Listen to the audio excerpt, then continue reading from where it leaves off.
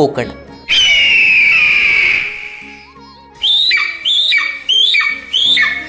कोकण म्हणजे परमेश्वराला पडलेलं सुंदर असं स्वप्नच जणू.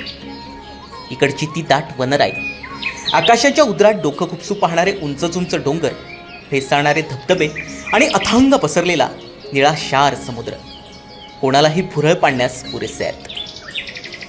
कोसळणाऱ्या धबधब्यांसाठी प्रसिद्ध असलेल्या आंबोलीच्या पायथ्याशी वसलेलं केसरी हे गाव.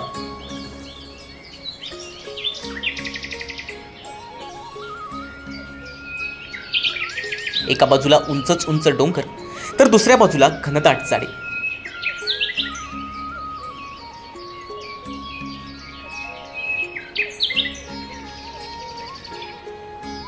आणि या सगळ्याला चार चांद लावतं ते या गावात साकारलेलं KSR ॲक्वेरियम.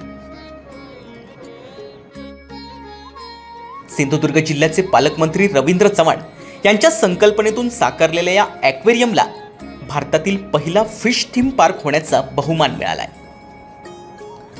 सिंधुदुर्ग जिल्ह्याचे पालकमंत्री रवींद्र चव्हाण हे महाराष्ट्राचे सार्वजनिक बांधकाम मंत्री देखील आहेत. त्यामुळे या फिश थीम पार्कचा शुभारंभ एखाद्या सिनेमाच्या नायक किंवा नायिकेच्या हस्ते करणं त्यांना सहज शक्य होतं.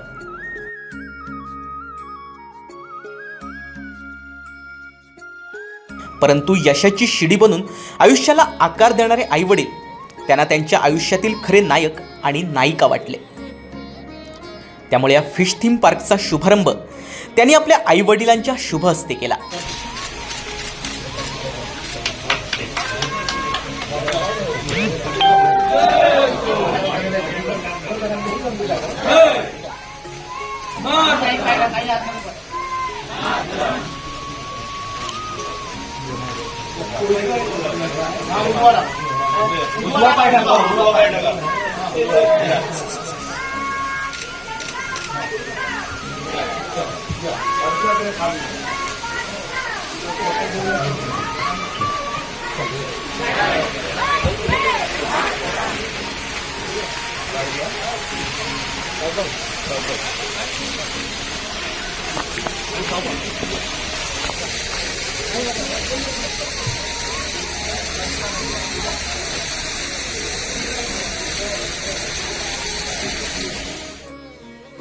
असं करून खरं तर रवींद्र चव्हाण यांनी नवा आदर्श सिंधुदुर्ग वासियांसोबतच महाराष्ट्रातील जनतेसमोर घालून दिलाय. मुलाच्या बालपणी वडील हे मुलाचे आधारवड असतात, तर वडिलांच्या वृद्धावस्थेत मुलगा हा वडिलांची काठी बनतो. आज पालकमंत्री रवींद्र चव्हाण आपल्या वडिलांच्या हातातील काठी बनलेले पाहायला मिळाले. वडिलांच्या हाताला पकडून त्यांनी वडिलांना संपूर्ण पार्क फिरवला.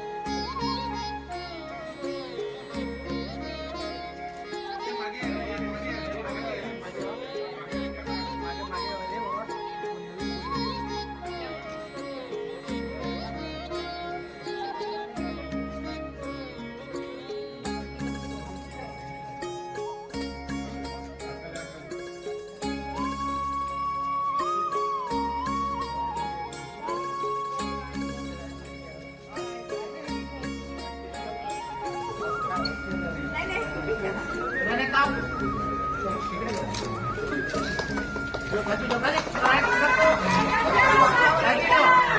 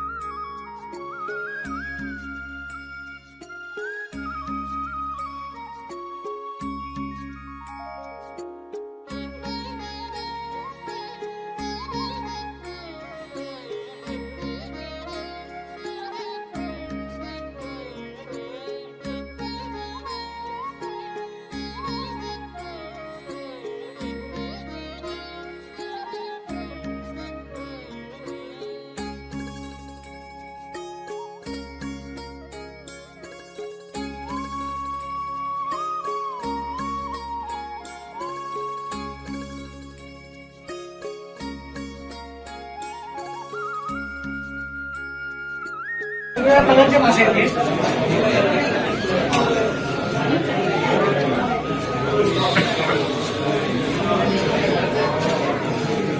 नंतर हा ऑस्कर मासा आहे.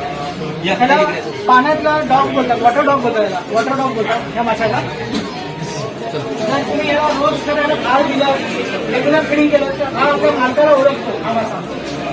माशांची माहिती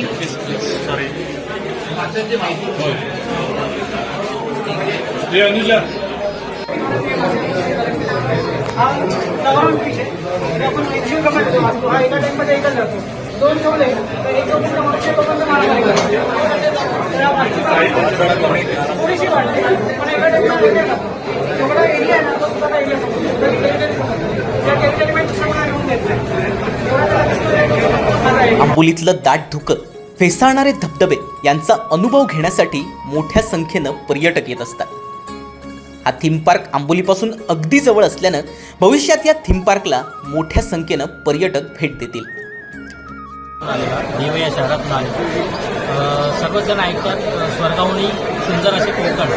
या कोकणामध्ये फणसवडे या गावात नामदार रवींद्रजी चव्हाण साहेब यांनी एक फिश ॲक्वेरियमचा ओपनिंग केलेला आहे आणि यामुळे नक्कीच कोकणामध्ये जे सौंदर्य आहे त्याला एक चालना मिळणारी अजून एक वास्तू इथे साहेबांनी उभारलेली आहे. त्याबद्दल आम्ही युवा मंडळातर्फे साहेबांना शुभेच्छा देतो आणि सुंदर असं हे ॲक्वेरियम नागरिकांनी येऊन पाहावं, म्हणजे कोकणात आल्याचं सुख आणि कोकणात आल्याचा आनंद द्विगुणित होईल याच्यात तीळ मात्र शंका नाही. नाव कसं तुमचं? सचिन रमेश भोईर. कोकणचं पर्यटन हे फक्त समुद्र आणि साहसी खेळांपुरतं मर्यादित नसून ही खूप दीर्घ संकल्पना असल्याचं हा फिश थीम पार्क भविष्यात सिद्ध करणार आहे. अतिशय सुंदर असं ॲक्वेरियम आदरणीय चव्हाण साहेबांनी उभारलेलं आहे आणि प्रत्येक वर्षाच्या त्यांच्या मेहनतीसाठी त्यांनी केलेलं आहे.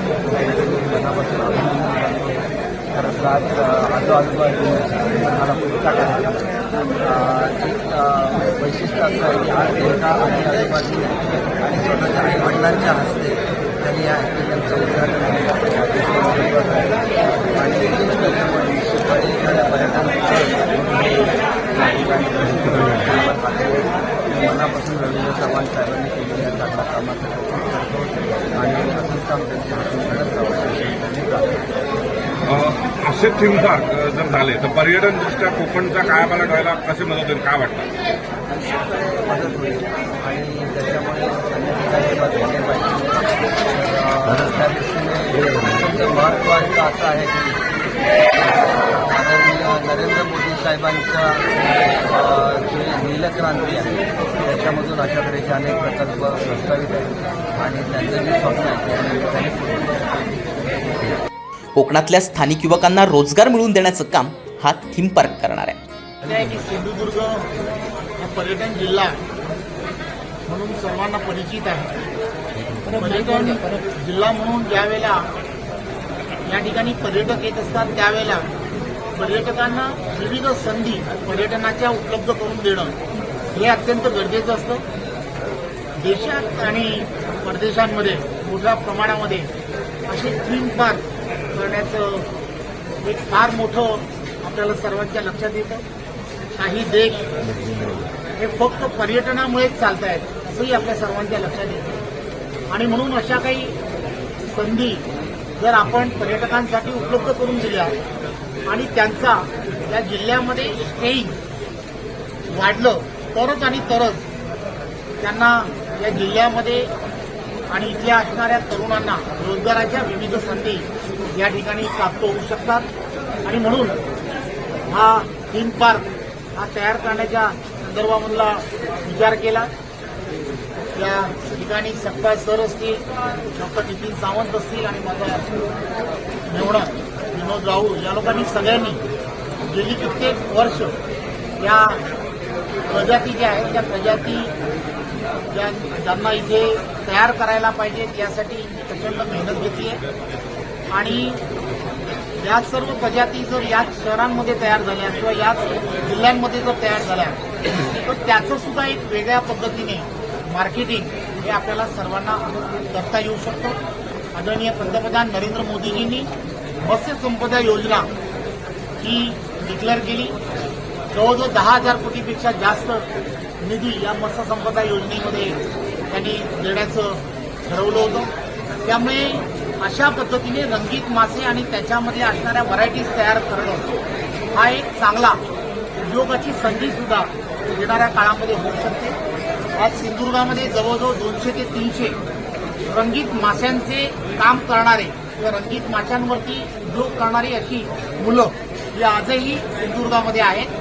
परंतु त्यांना सर्वांना मार्केट हे अवेलेबल नाही. परंतु एखाद्या जिल्ह्याची ओळख जर आपण अशा पद्धतीने वरती यायला लागली तर इथे येऊन लोक त्याची खरेदी विक्री करू शकतात. त्यामुळे एक वेगळ्या पद्धतीचा हा विचार करण्याचा प्रयत्न केला आहे. त्याचबरोबर परदेशामध्ये हॉट एअर बलून्स हे एक ॲडव्हेंचर सारखा असणारा खेळ हा मोठ्या प्रमाणात असतो आणि त्या ठिकाणी एक चांगली संधी पर्यटनाला मिळत असते. पण याही ठिकाणून आपण असा एक प्रयत्न करतो. आज खरं म्हणजे पाऊस असल्यामुळे आपल्याला तो बलून उडवता आला नाही. त्याची परवानगी आपल्याकडे 5 दिवसाची परवानगी होती. त्याची परवानग्या आणि सर्वच्या सर्व आपण काढल्या. दिवाळीच्या अगोदर पूर्वच्या पूर्ण सिंधुदुर्गामधील असणारी निदान 50 ठिकाणं हॉट एअर बलून्सच्या माध्यमातून त्यांना सुद्धा एक वेगळ्या पद्धतीने पर्यटनाला चालना देण्याच्या संदर्भातला एक वेगळा विषय करण्याचा ठरवला आहे. बाजूलाच आपण जिथे शेड पाहतोय त्या ठिकाणी बर्ड पार्क करण्यात आलेला आहे. वेगवेगळे पक्षी जे आहेत पक्षी त्या ठिकाणी आहेत. येणाऱ्या काळामध्ये आपण त्या ठिकाणी आणणार आहोत. ऑलरेडी पक्षी आलेले आहेत परंतु 4-5 दिवस मोठ्या प्रमाणात पाऊस पडलेला असल्यामुळे त्यांना क्वारंटाईन करण्याची एक पद्धत आहे. 7-8 दिवस कारण परदेशातून आलेत. त्यामुळे त्या सगळ्या गोष्टी थोडंसं तपासून 5-10 दिवसामध्ये तो जो बर्ड पार्क आहे तो बर्ड पार्क सुद्धा लोकांसाठी खुला होईल. येणाऱ्या काळामध्ये फुलपाखरूसाठी असणारे गार्डन हे सुद्धा या भागामध्ये असणार आहे. त्यामुळे असे वेगवेगळे विषय घेऊन येणाऱ्या काळामध्ये आपण काम करतोय. ज्या ठिकाणी आपण पाहिलं असेल उजवी बाजू जी आहे त्या उजव्या बाजूला परदेशामध्ये जसं टनेल असतं ते शार्क मासे आणि या सगळ्या ज्या गोष्टी आपण तिथे परदेशात जाऊन पाहतो तसं टनेल ही 7-8 महिन्यामध्ये त्या ठिकाणी आम्ही उभं करतोय. त्यामुळे परदेशात जाऊन या सगळ्या गोष्टी आपण ज्यावेळेला पाहतो त्या सर्व गोष्टी येणाऱ्या काळामध्ये आपल्याला सिंधुदुर्गामध्ये पाहायला मिळतील. अशा पद्धतीचं हे KSR ग्लोबल ॲक्वेरियम येणाऱ्या काळामध्ये आपल्या सर्वांच्या सेवेसाठी उपलब्ध होणार.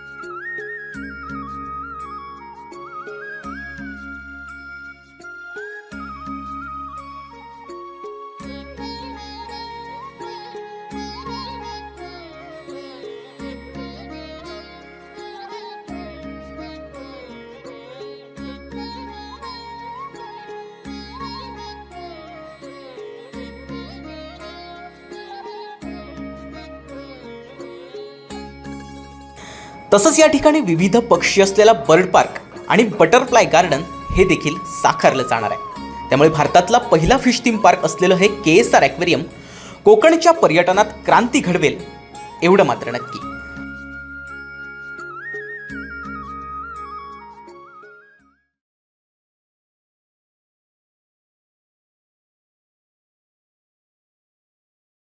असे नवनवीन व्हिडिओ पाहण्यासाठी कोकणशाहीचं यूट्यूब चॅनल सबस्क्राईब करा व बेल बटन प्रेस करा. तसेच फेसबुक पेज लाईक करा आणि इंस्टाग्राम पेज व ट्विटर पेजला फॉलो करायला विसरू नका.